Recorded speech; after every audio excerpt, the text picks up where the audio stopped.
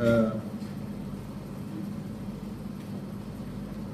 by Rupika Senadira and H.D. Karunatna is on entrepreneurial values and ethical ideologies. In fact, the authors touch upon a critical dimension in running a business, that is the link between entrepreneurship and ethical values. So this link is critically important in running a business. Ethically acceptable decision making in enterprises is crucial in achieving both individual and social needs. In fact, Dr. Dongjin Lee referred to this in his presentation by emphasizing to have strict labor standards. So that also depends on the ideologies and ethical values of employers. So there's a growing literature in this field in recent years, but very little attention is paid to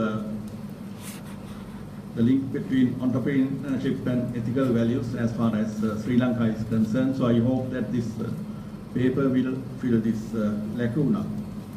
So according to the authors, rules and regulations and professional codes of ethics are the core considerations in business practices in Sri Lanka, but there are gaps in certain instances. The second paper is by K.T. Veerasurya on social performance in microfinance industry in Sri Lanka. As you know, microfinance industry has emerged during the last 3 decades in many developing countries, particularly in Bangladesh. So it has been developed as an instrument to help the poor, but over time it is emphasized that microfinance should be financially sustainable. Microfinance institutions should be financially sustainable. So as a result, the social responsibility of the microfinance institution has taken a back seat. So Veerasurya's article focuses on this issue, considering 5 MFIs in Sri Lanka, and the findings of the study reveal satisfactory levels of social performance in selected MFIs. But however, I think that further research needs to be done in this very important area. The third article is by Sani Ahmed and Professor Sunil Chandrasiri on financing university education in Nigeria. It is a very interesting paper, and the study examines the nature and sources of financing university education in Nigeria, and authors point out that 90% of the total expenditure on education in Nigeria is borne by the government sector, and at the same time there are budgetary constraints in Nigeria, as in the case of Sri Lanka. So therefore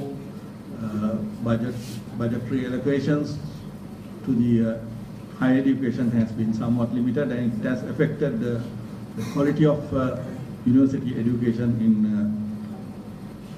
Nigeria to a great extent. So considering these budgetary difficulties, authors suggest the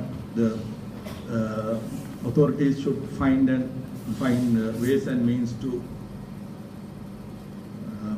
find alternative sources of funding to improve higher education in Nigeria. Then in Rajeshwaran and P.C. Ranjani, in their paper, investigate the voluntary environment reporting practices in selected Sri Lankan companies. So again, this is a paper dealing with natural environment, and they found that they have surveyed, they have used secondary data, and they have found that companies have a tendency to report what they call soft policy, soft environmental attributes like mission statements. Some companies may state their environmental considerations in their mission statements, policy statements, and CEOs' statements, so on and so forth. So they call this as soft environmental attributes, whereas the authors note that companies do not disclose what they call hard environmental attributes to that extent. What do we mean by hard environmental attributes? They are more like whether a particular company has a separate department for environmental aspects, or whether they have taken any action in the past to minimize environmental hazards, so on and so forth.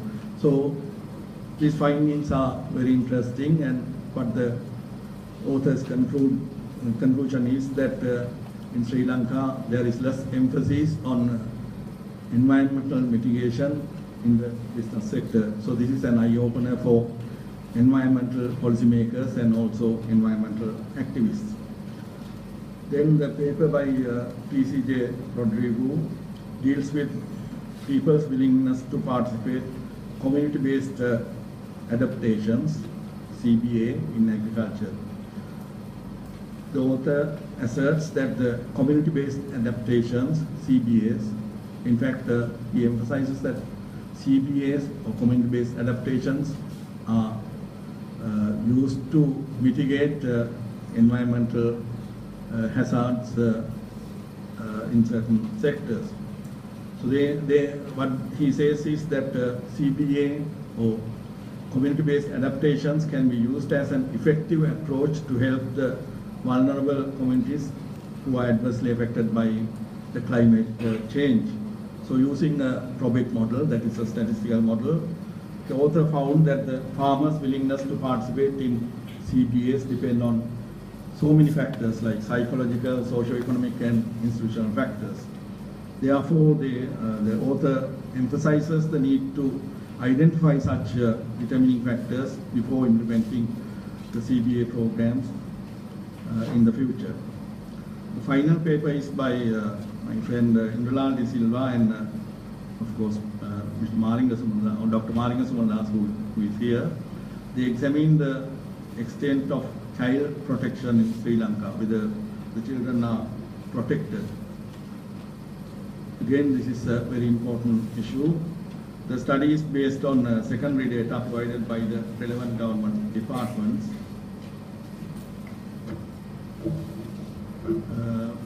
In fact, the authors found that there has been a rapid increase in crimes against children.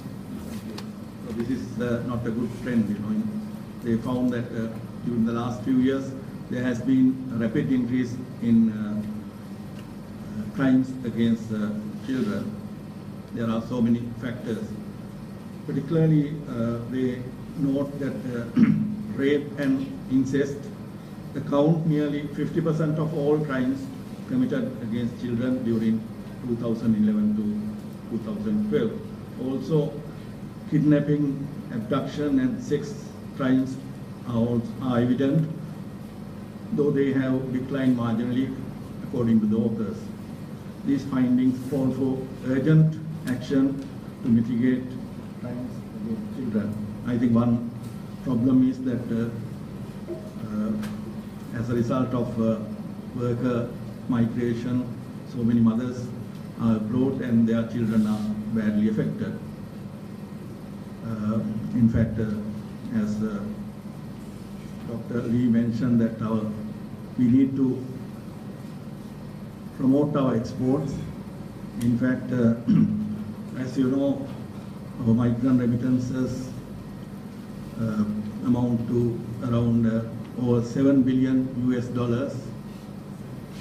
and this is more than half of our export earnings. So we need to promote exports. I'm not saying that we should stop worker migration, but it is important to face export growth and GDP growth.